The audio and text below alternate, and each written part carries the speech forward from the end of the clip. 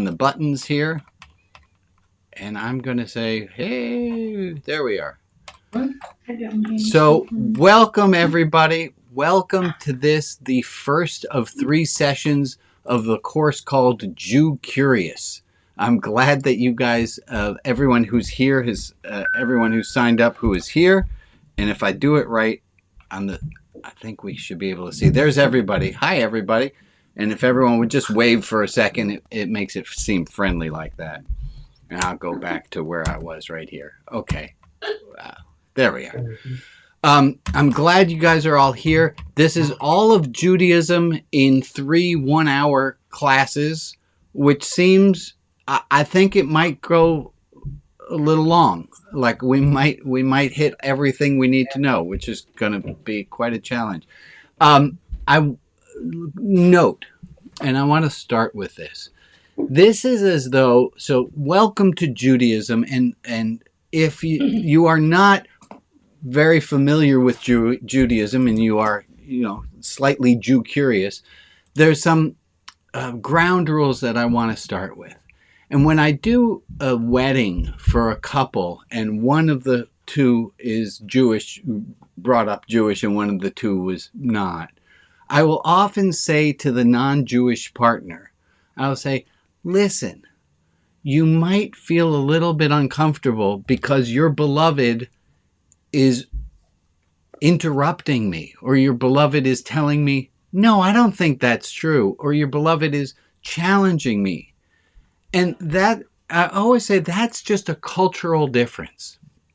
In Judaism, challenging a rabbi, talking, that's just part of that's how we do it. That's part of our culture. And for that reason, I've asked people to put your microphones are open.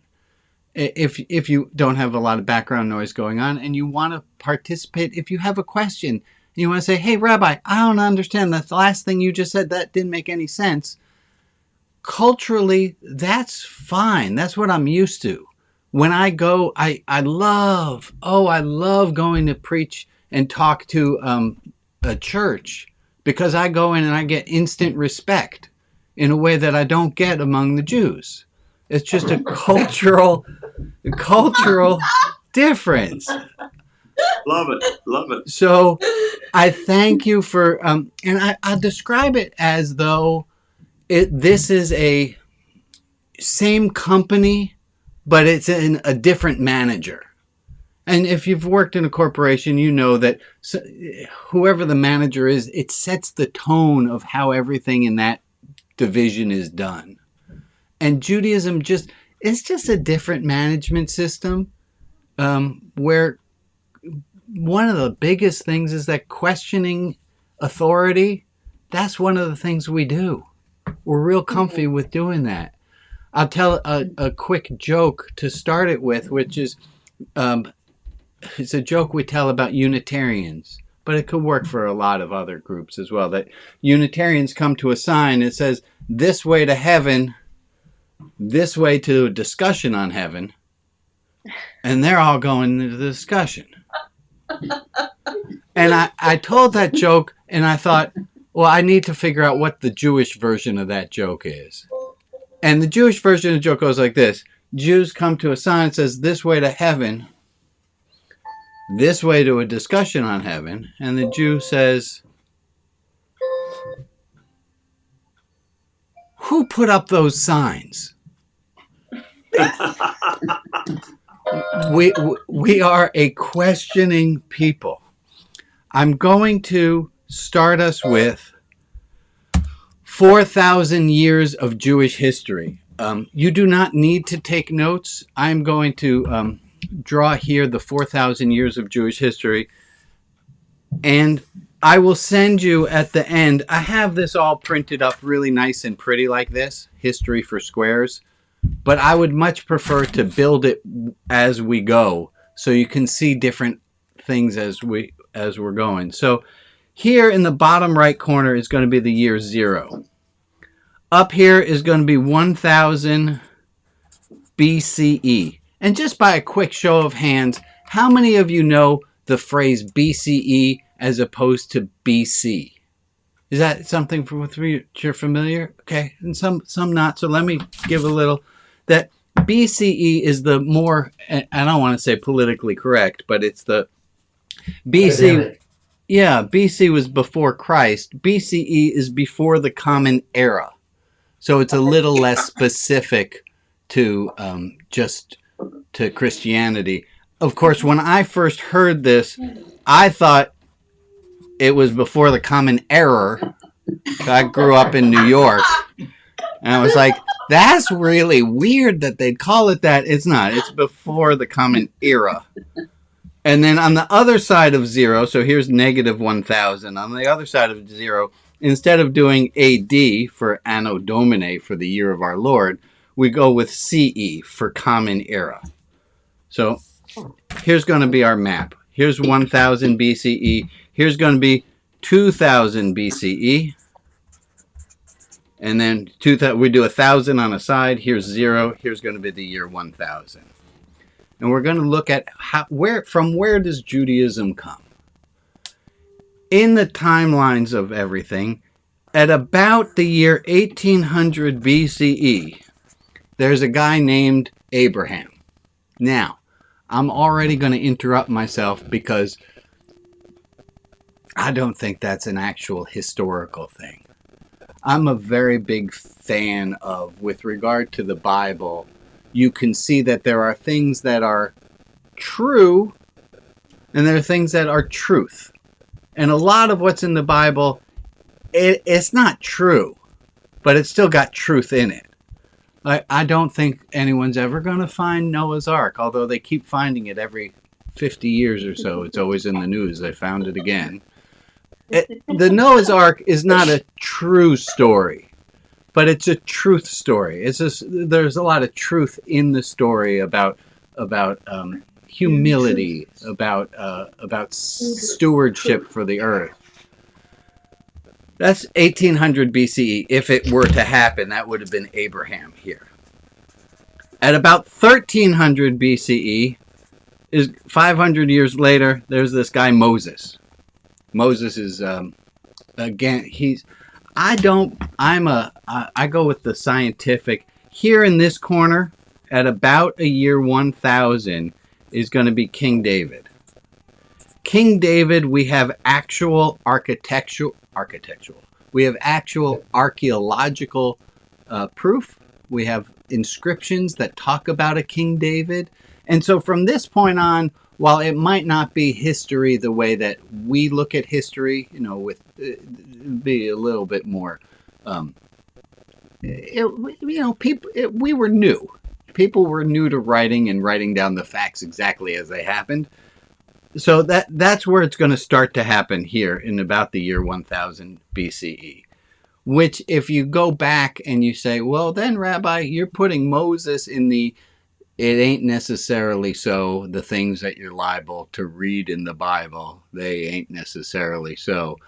And Moses, there's no historical evidence for a Moses at all. Again, that doesn't mean that it's not a fantastic story and that it's great to have an idea that we were liberated and that you and I, and this is interesting in that we're going to get to holidays later, but in the story of Passover, the story of Passover is always told as though it is happening again to us today. So this idea of liberation, of being freed from our places of constriction, whether or not they happened in negative 1300, doesn't matter at all. It's still a truth story. So this is Judaism. Oh my gosh, misspelled that one. All right, well done, Rabbi. This is Judaism. Judaism is named after, okay, hands on buzzers, people. Judaism, like Jainism. My wife Jane was very upset to find out that Jainism is not about her. Judaism is all about the name Judah, the name Judah. So we got to figure out, where does Judah show up in our 1,000 years of history? And this is how this goes.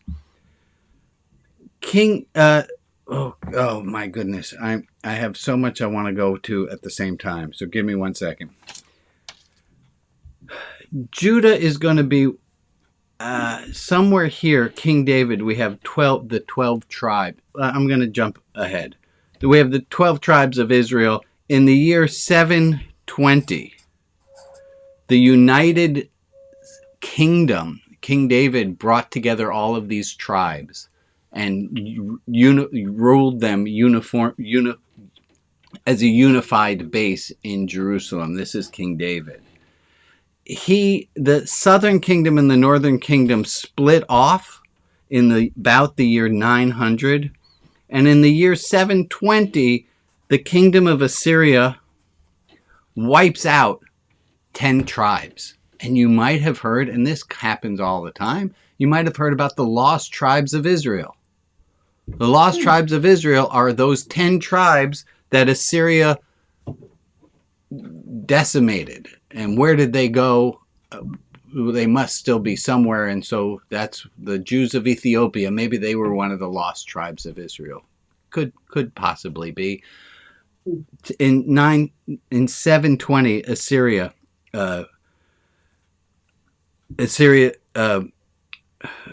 destroys the southern kingdoms. And then a very important year here is 586 BCE.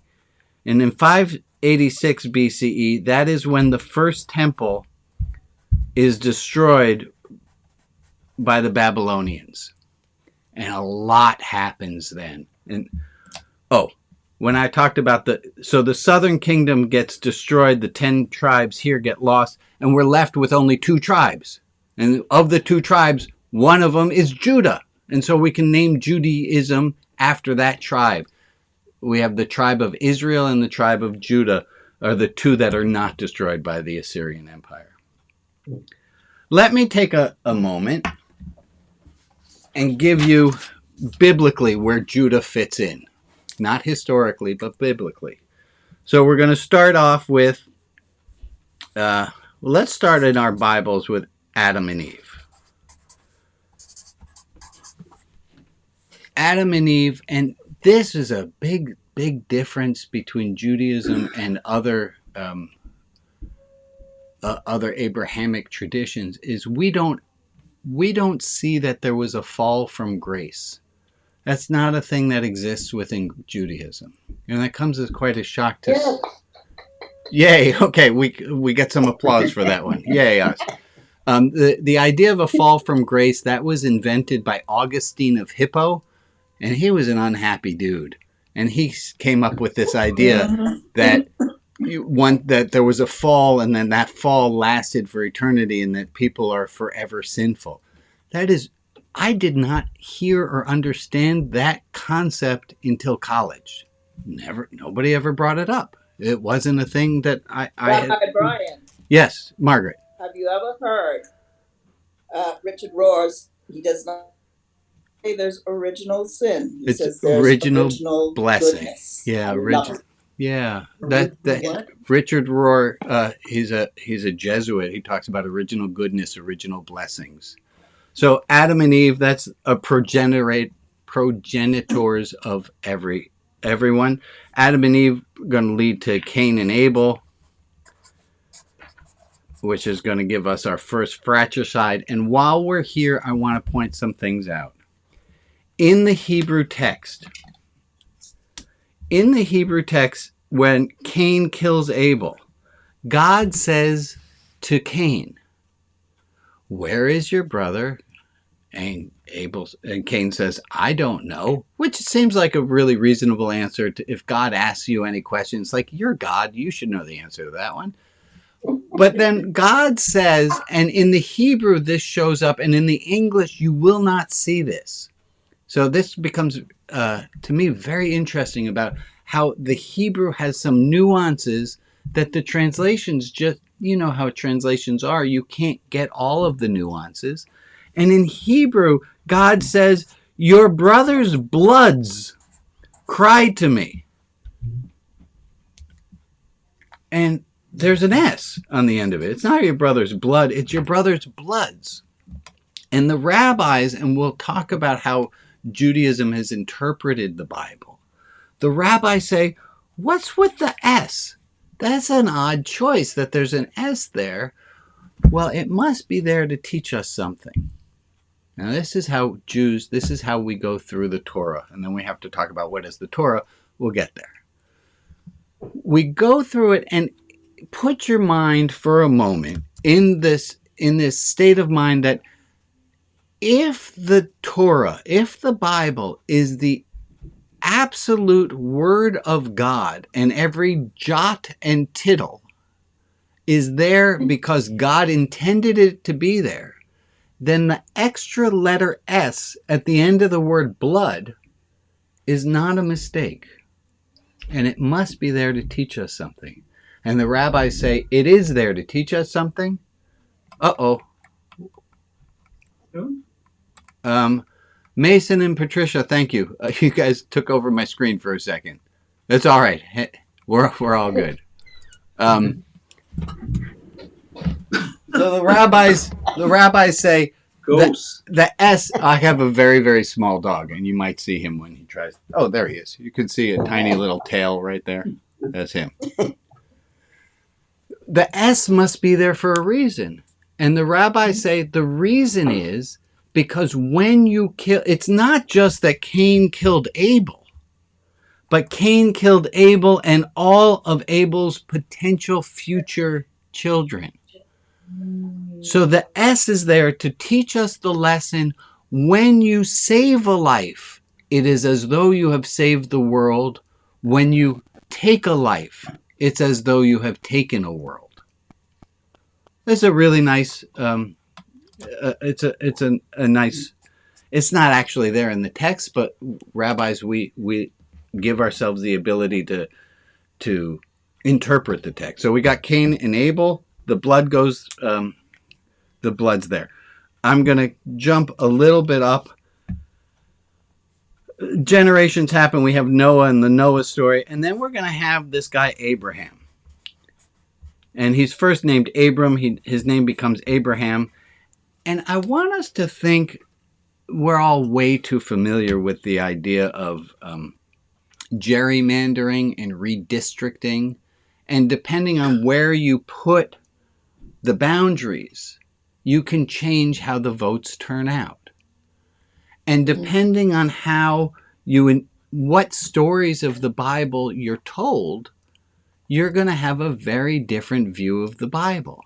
If you're always told about an original sin story, that's going to be the story you hear. And you might not have ever heard in Judaism on the high holidays, and we'll get to life cycle and holidays, not today.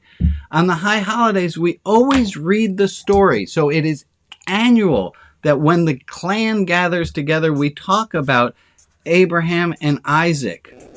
And some people don't know that this story is in the Bible, that Abraham goes to kill Isaac because God told him it was a good idea.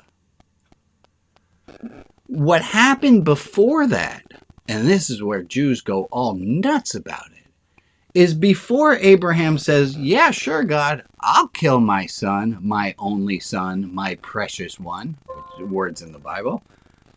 Abraham has this whole discussion with God. God says, hey, Abraham, buddy, I want to tell you something. I'm going to go destroy the cities of Sodom and Gomorrah. And this is not, please, let's not think that this is about homosexuality. It is not. It was about hospitality, and that's what it was about. They were an inhospitable bunch, and that was the sin they committed. God says to Abraham, I'm going to destroy these cities. And Abraham says, oh, wait a moment, God. Would you destroy those cities if there were 50 righteous people in that town?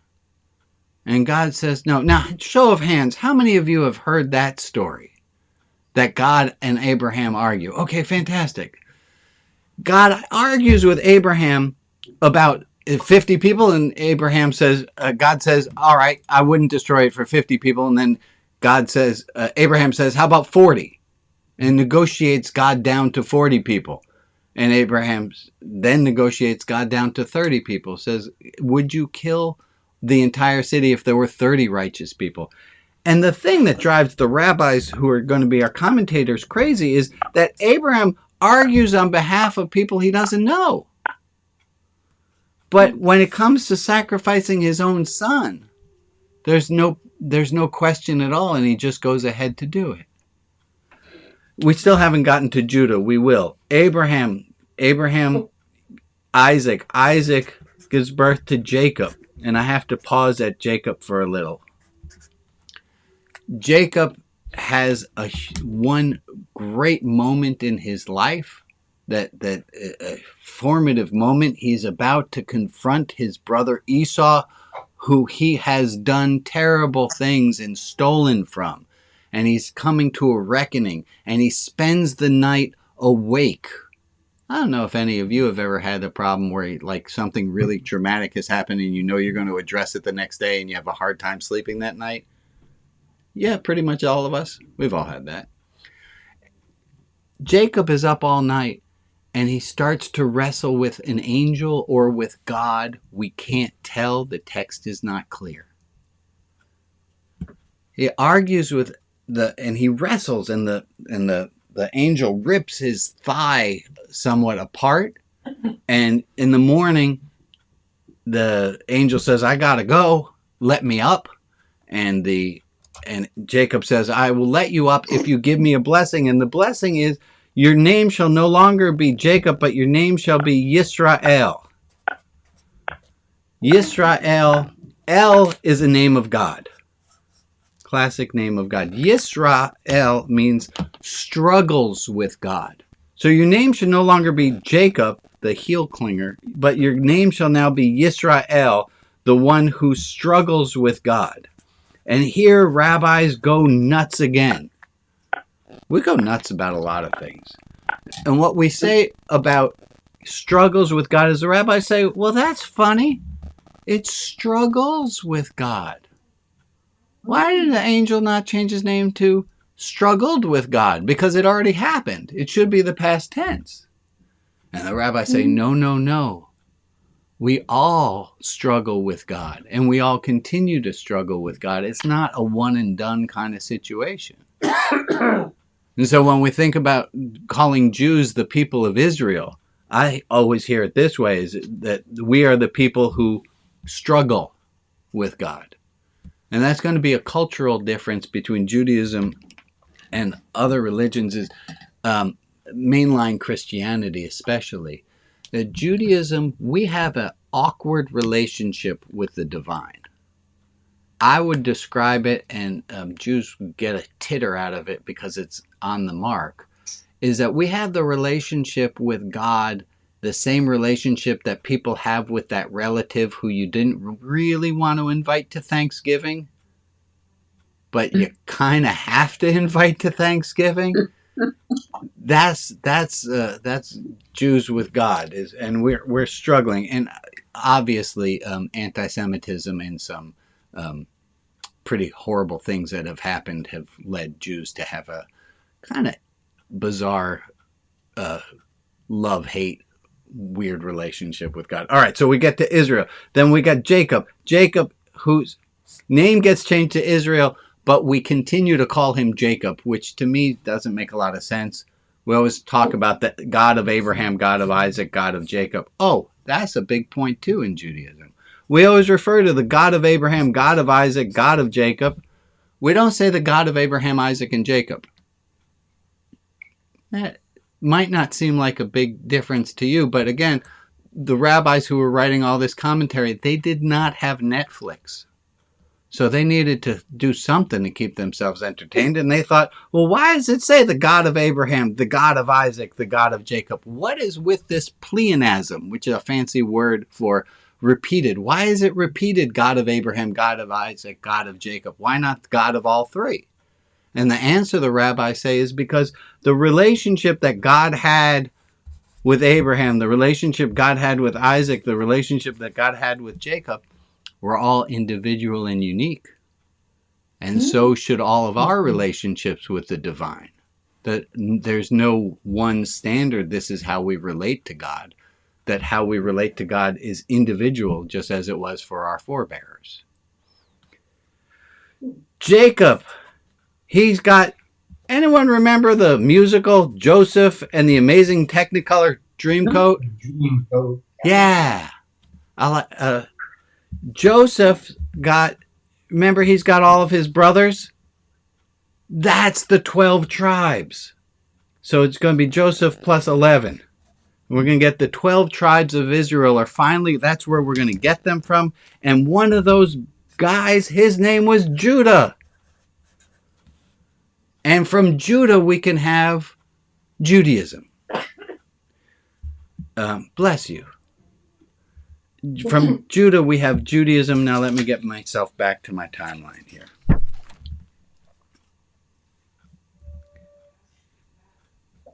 Oh, historically,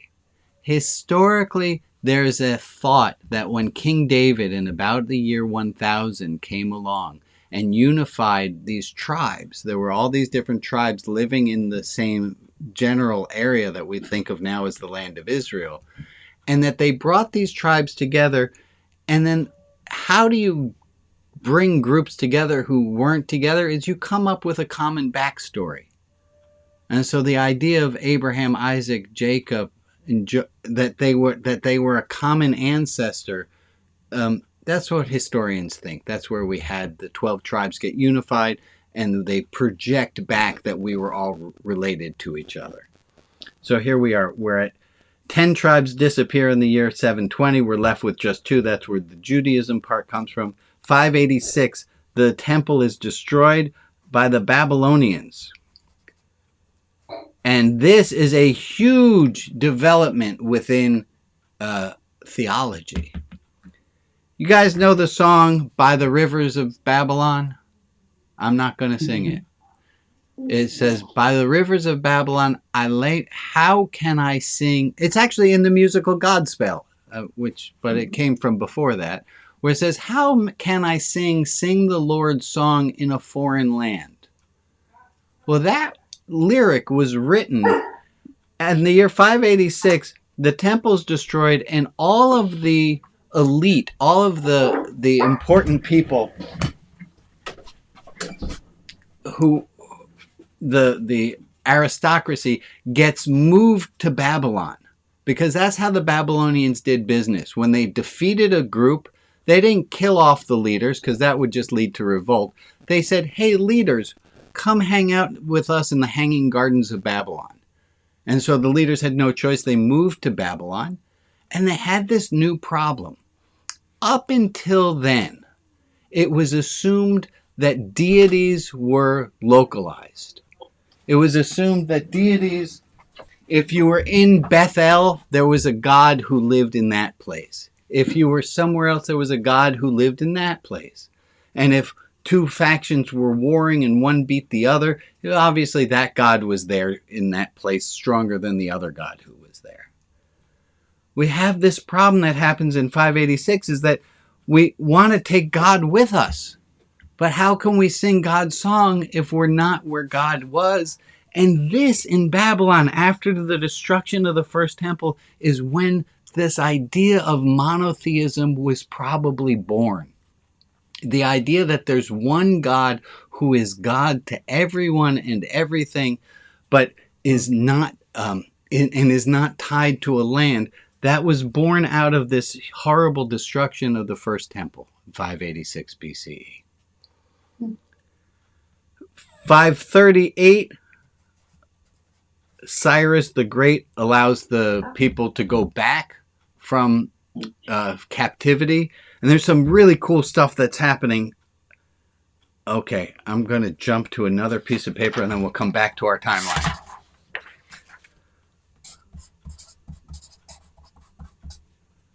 Torah. The word Torah is best... I can best use the word Torah to mean, like, you know, the word earth means both the whole thing, and the word earth means just like a clump of dirt you have in your hand.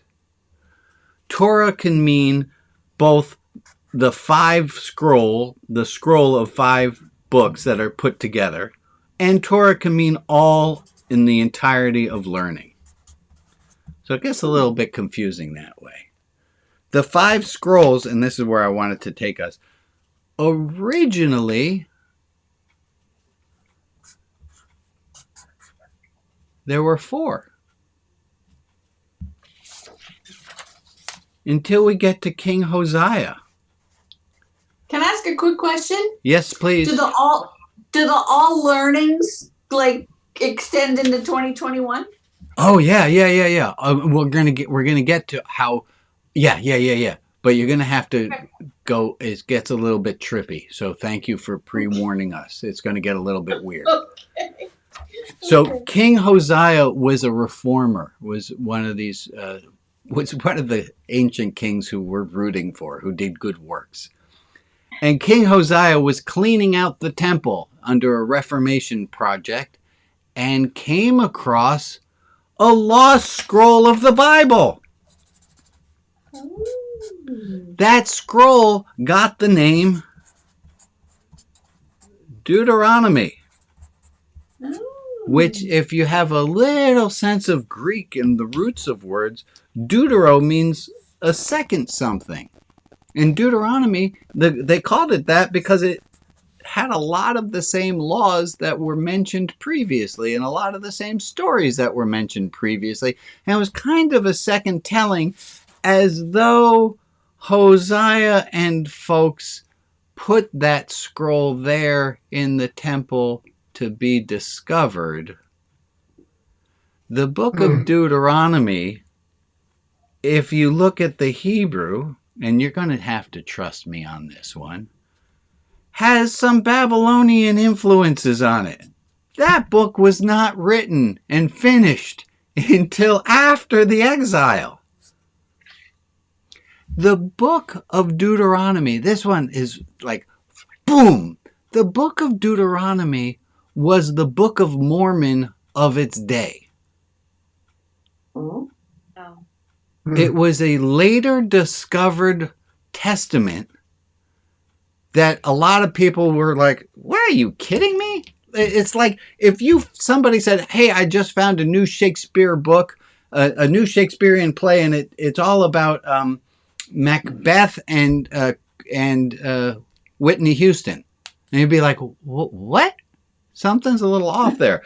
The scroll that Hosea found, there was something a little bit off there. What's good about this scroll is it's one of the nicer books of the Bible. So we got our five scrolls, Deuteronomy, and this I just found out about a year ago. Deuteronomy is the only one that claims to be divinely authored. The very first words of Deuteronomy say, these are the words of God, quote. Well, they don't have colons and quotes, but you get the idea. These are the words of God. Now, if you were writing a book at a later point trying to make it seem authentic, you might also write, these are the words. Like, it's like, oh, that's a little too precious that you had to write these are the exact words of God. What are you trying to hide there, Hosea? That's weird. Also, a total shout out. Hosea finds the scroll, and nobody knows exactly if this is kosher or not, and so calls up Huldah, a prophetess, and I like to make mention when a prophetess is mentioned because the rest of my tradition can be a little bit man-centric. So it's nice that there's a prophetess named Huldah who said, yeah, these are the words of God. It's pretty good. The Torah scroll. The Torah, let's go with the small definition first. The Torah is the 5... Rabbi Brian, yes. I have a question. Go, yeah. The 4 original scrolls, when were they written? We don't know exactly, but somewhere from around the year 800s, probably finished, codified around here, 800. There's a great book. This is one of my favorites ever. It's called this. It's by Richard Elliott Friedman, The Bible with Sources Revealed. How familiar are we with this idea of a documentary hypothesis? Because we're going to dive a little bit into it. Okay, so here's this really cool thing. And he does this better than anyone else.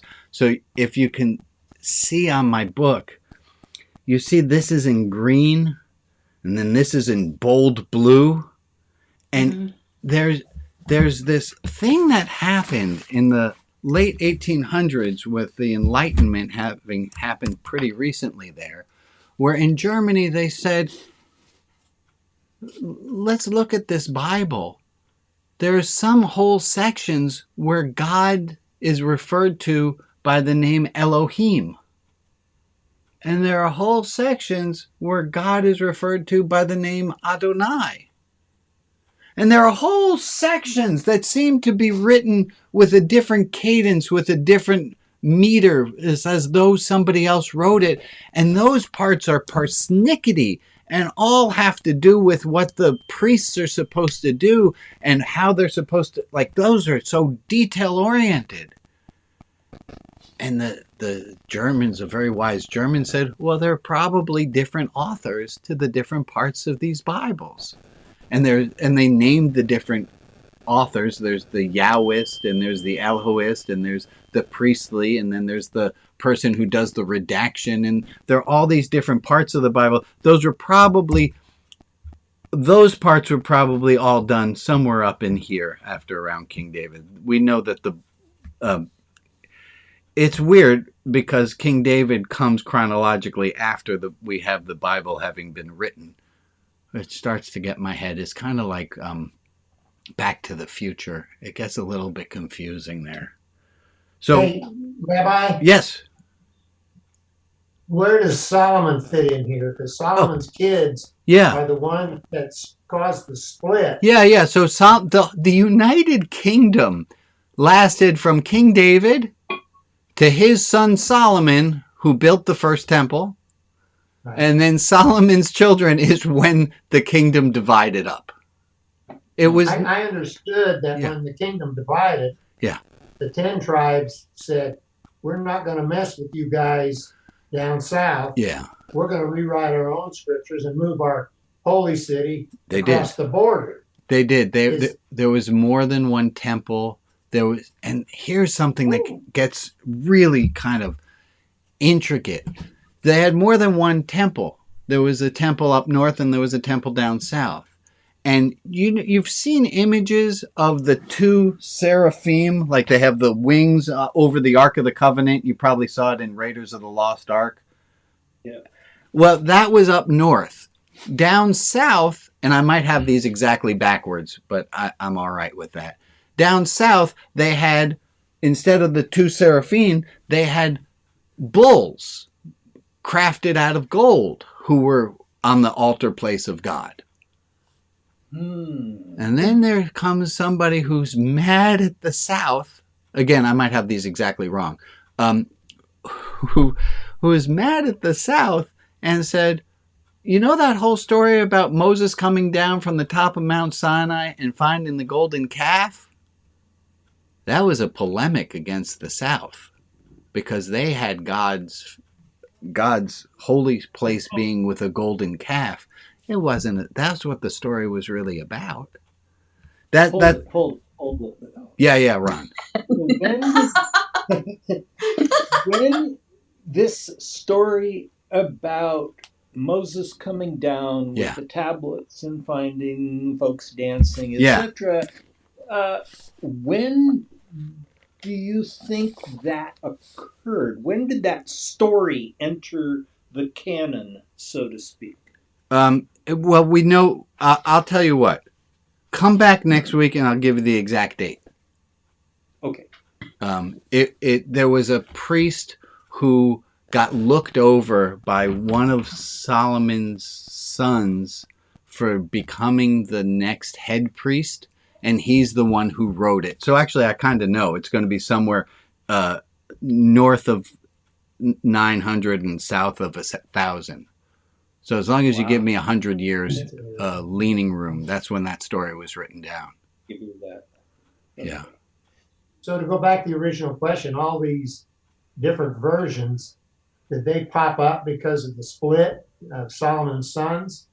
And when they went back, when Cyrus said, go back home, and Ezra and Nehemiah, didn't they kind of marry all this junk together? Ezra and Nehemiah are going to be much down here in about the year 444. And those are going to be the they are the official, like that's when the canon closes and you're no Okay. longer allowed to add holy books, with notable exception. Sorry about this, folks. In the year 165, I used to do this thing when I taught at the temple, and it would be Hanukkah time, and I would say, all right, everyone, take out your Bible and turn to the book of Maccabees. And I want us to look, and I would just keep talking. And I said, all right, when you get to the book of Maccabees, tell me, because I want us to look at Maccabees 12, verse 14. And they would keep looking. Because the book of Maccabees, and here's going to start to get all the more fun, the book of Maccabees is not in the Jewish Bible. So there's a Hebrew Bible, and the Hebrew Bible, and then there are Christian Bibles. We actually have more than one Christian Bible. We have the Catholic Bible, and we have a Protestant Bible. And I don't know if you know, but they have different books in them. Oh, yeah. The Hebrew Bible, of course, is missing most and all of the New Testament. The Catholic Bible holds on to books like the book of Maccabees is officially in the Catholic canon. It is not in the Hebrew Bible, nor is it in the Protestant Bible. And then you ask yourself, or you might not need to ask yourself, because I asked myself and now I'm going to ask you, who has the right to say these are the books that are in the Bible and these ones aren't? Like, Nobody. Council of Nicaea. right? It's like human beings came up with that. Ezra and Nehemiah came up with this is, now we're done. And this is what we're going to do. Let me go back to Torah and the 5 scrolls. Within Judaism, Wait, time out. Does Yeah. that mean the Jews recognize the Council of Nicaea too? no. Okay. No. So within Judaism, we have a tradition of reading the 5 scrolls annually. So every week, a different section of the Torah is broken up. It's called a parsha, like the word portion, parsha. And each week there is a parsha of the week. And we go through and every year, and then we finish and we go through the whole thing again. And then we go through the whole thing again. We don't spend a lot of time, like in the book of in Judges. We don't spend a lot of time looking at Kings. We don't spend a lot of time. We look at the Psalms. We'll look at Proverbs, but we skip over most everything. We're very, very focused on the 5 books of Moses. Let me give you some of the names here. So these are the 5 books of Moses. You might hear the word Chumash. It's got that ch sound at the beginning. It's not Chumash, it's Chumash. And that is a Hebrew word that means 5. So we call our Bible the Chumash, or sometimes it's referred to as, well, anyway, the Chumash is our Bible. We also call it the Tanakh. And Tanakh is a acronym for Torah, Nevi'im, and Ketuvim. Please, I have no explanation as to why Ketuvim has a CH sound and it's said as a K. It's just how we do it. So this is our Bible is made out of the Torah, the prophets, and then all the other writings. That's how we break it down.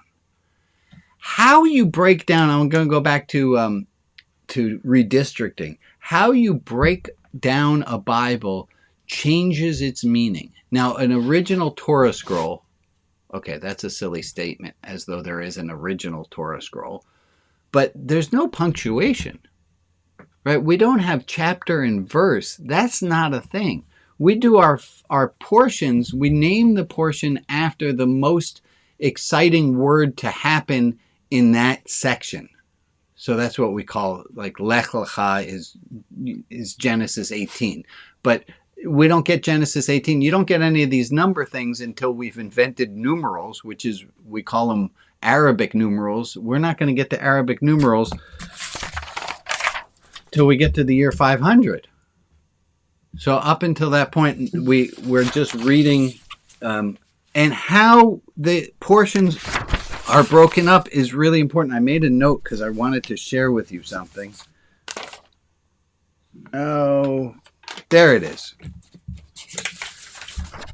The way that the Bible is written today, one of our portions ends at Exodus 34:26. That's how our portion ends. And then the next parsha starts with Exodus 34:27. So we have one section that ends at Exodus 34:26, and the next one starts at 34:27. There's no right answer to this, right? There's no way to say this is where the chapter should end, right? It's arbitrary.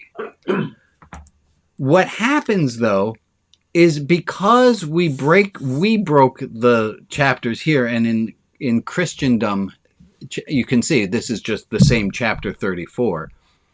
The 10 Commandments are mentioned here. And they continue here. Y'all know the 10 Commandments? No, you don't. Y'all think you might know the 10 Commandments. You don't. There's at least two. If you look up and you just do a Wikipedia search for the 10 Commandments, you'll see that there are 2 different listings of the 10 Commandments. But here's the weird thing. The real 10 Commandments, the only place in the Bible where it says the 10 Commandments is in Exodus 20. And that portion mentioned 10 Commandments. Here in right before Exodus 34:26, it talks about the 2 tablets of God. And it says these are the things you should do. And the overlap between what's written here in Exodus 34:26, where it talks about the 2 tablets and 10 Commandments, and the list of 10 Commandments that we are used to, the overlap is 3 of the commandments are the same. So the one place in the Bible where it says the 10 Commandments, it says, do not boil a kid in its mother's milk. That's one of the 10 Commandments in the official listing that got broken up so that nobody would. I don't know if it was a conspiracy theory. I like to think it was. I don't really know why it got broken up as it did. But it got broken up so that we don't see the 10 Commandments. And then, okay, so one of the sets of 10 Commandments as we know it, I'm all over the place right now. I'm going to pull it together in a second. Is in Deuteronomy, the other is in Exodus, and they have different words in them. One of them says you shall keep the Sabbath day, and one of them says you should honor the Sabbath day. Now, if this is God's word exactly, how do you deal with the fact that one time it says keep and one time it says honor? I'll answer that question. The way we do that is we say, obviously, God is talented enough to say 2 words at the same time. So one time we wrote it down as keep. And Paul, I like the way, I just caught your face for a second, Paul, and that was me through rabbinical school. Paul was like, what? That's my feeling. Is keep and honor. Let me come back to... okay. I'm going to get back to our calendar here. Here we go. Bible is pretty much codified by the time of Ezra and Nehemiah. Then we're going to have some outlying things like the book of Maccabees. Big thing happens here. We got Jesus. We don't talk that much about Jesus in Judaism. Like, really, it's a shame how untalk about Jesus we do. Martin Buber. Rita's on the phone call, and Rita always gets excited when we talk about Martin Buber. So, It's true. Martin Buber said that Judaism made a big mistake when we lost the narrative about Jesus, and that Judaism should have held on to Jesus, and I think this is perfectly right, that Judaism should have held on to Jesus as a prophet, and the whole world would have been a very different place. But we had closed out, prophecy had ended with Malachi or something, they said earlier, so there's no way that Jesus actually was a prophet. What? Okay, whatever. Important happens here in the year, this is not to scale, in the year 70. In the year 70, the second temple, so the second temple got built, and the second temple gets destroyed. The Romans destroy it. Why? Because the people of the area, as Jesus was, were revolting against Rome. Jesus was not alone. There were other rebels who took their own lives and sacrificed their own lives to rebel against Rome.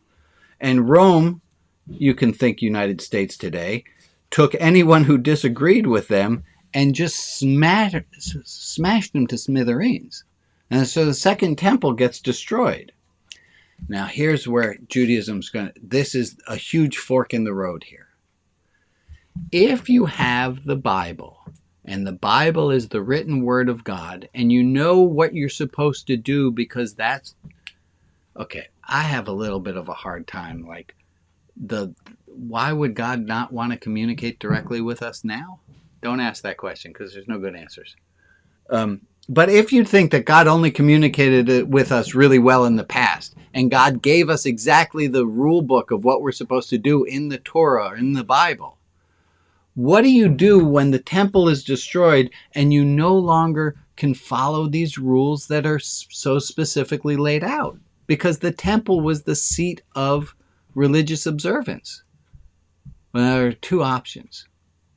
Option one is the option that a lot of Christianity, by the year 300, Christianity is really going to be on the upswing, is that they take the Jesus option and they say, it doesn't matter what was written. We're going to what was written in. So here's one. The Catholics and Protestants call what we call the Chumash and the Tanakh and the Hebrew Bible, they call it the Old Testament. The word old implies there's something new. So Jews, by and large, will avoid using the phrase Old Testament. But if you have a New Testament, you can throw away all the laws that are written in the Old Testament except for the ones about homosexuality because you're insecure about your own sexualness and you need to hold on to that one. Okay, I just made that part up. Like, I didn't make that part up, but like, really, people? How does that work? Okay, so there are two options. You can either say, I'm with Jesus, which is a fine phrase to say. I'm with Jesus and I don't need all those laws because really the law, let's go back to Hosea. Hosea's crazy Deuteronomy says the same thing, is that the true laws are not... The end of the book of Deuteronomy has Moses go up to the top of Mount Sinai, come back down and say to the people, and the people say, what did God say? And the end of the book of Deuteronomy, this is one of the most beautiful passages. At the end of the book of Deuteronomy, Moses says to the people, God said that the true commandments are not up in the heavens, that you should send someone to get them. Which is ironic because we just sent Moses up on top of the mountain to go get them, but ignore that. Nor are the true commandments of God across the sea, like the Gilgamesh story, that you should send someone across the sea to get them. No, says Moses, quoting God, the true commandments of God are in your lips, in your heart, so that you can do them. The Jesus story we don't need all those laws because we can follow our heart, and our heart's going to tell us what the laws are. Now, there's a different school of thought, and that's where the rabbis are going to come in. We don't have rabbis. Rabbis do not exist yet. They,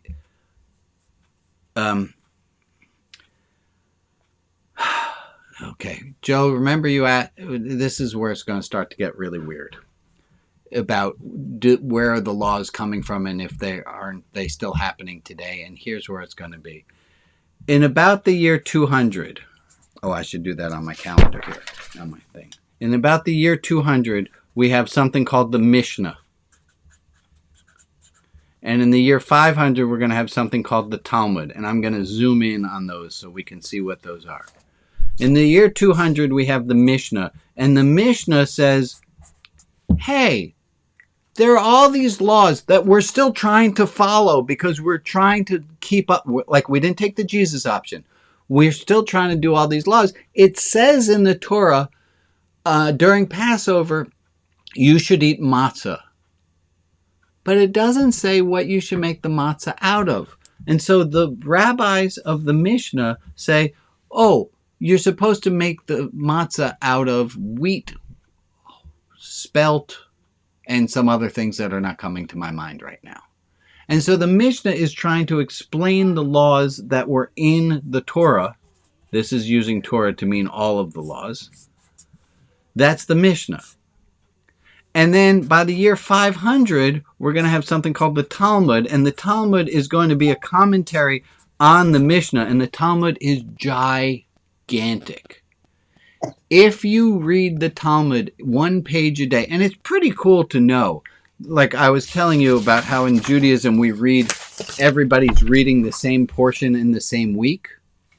Within Judaism, we have standardized the reading of the Talmud, that people read the Talmud 1 page a day. And you can go onto the internet and type in Daf Yomi, Daf meaning page, Yomi meaning day, and you can see what is the Talmud page of the day. And Jews throughout the world are studying the same Talmud page everywhere. Everyone's studying the same page of Talmud. The Talmud is so large that a page a day takes 7.5 years to go through. Which means in your lifetime, you're going to be really lucky if you've read the thing 7 times. Right? Nobody has read the whole thing. We do have some really cool electronic media which make it easier. Okay, I'm going to run out of time. Okay. We're going to pick up, I'm going to leave it as a cliffhanger. This was called the written Torah. This is called the oral Torah, which is also written. But we'll get to that next week because I want to show you guys something before we go. My goodness, we're almost done with all of Judaism, which is fantastic. I want to show you guys something. Give me a second. If you have not already done so, where am I? Give me a second, please. There I am. I'd like you to go to here. Share. In the Mighty Network, come on, Brian. You all have become members of the Religion Outside the Box Community Clubhouse. And in so, you'll see on the side here it says Special Rooms. And if you click on Special Rooms, you'll find our class. And our group right here is called Jew Curious. When you click on it, you'll get to, and a lot of you have already introduced yourselves on the nice place to chat.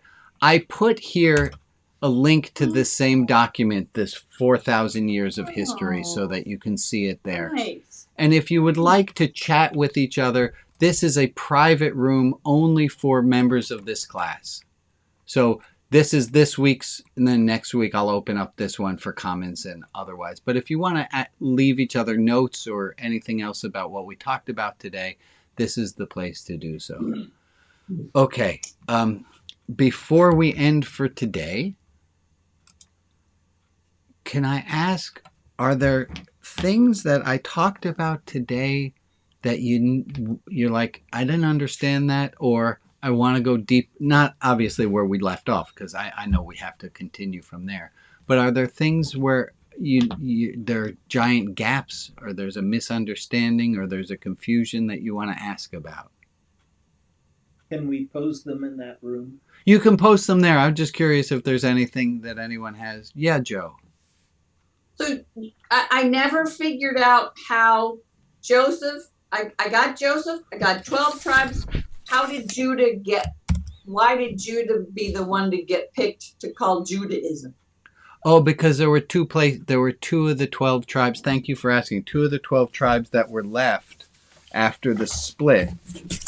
And the 2 tribes that were left were the tribe of Israel and the tribe of Judah. Okay. So we're the children of Israel, and we're the tribe of Judah. now I got myself all confused, and now I'm like swimming, and I'm thinking I'm saying everything Well, wrong. no, the only reason I ask is because it seemed to me like Judah got picked over somebody else, but the way you just said that just now. Yeah, no, I didn't say it right. I think I said something wrong. Didn't the northern kingdom get the name Israel? Yes, the And northern kingdom was. The southern kingdom was Judah and Benjamin was a no account tribe. And So Judah then was why big. was it Judaism? Now I'm totally lost too. I will get back to you. I will do my I homework. thought because they ran the temple. They ran the tribe temple of in the Judah south, Ran the temple. but Yeah. we're descendants of the north. So I'm going to But get the- back this- to you.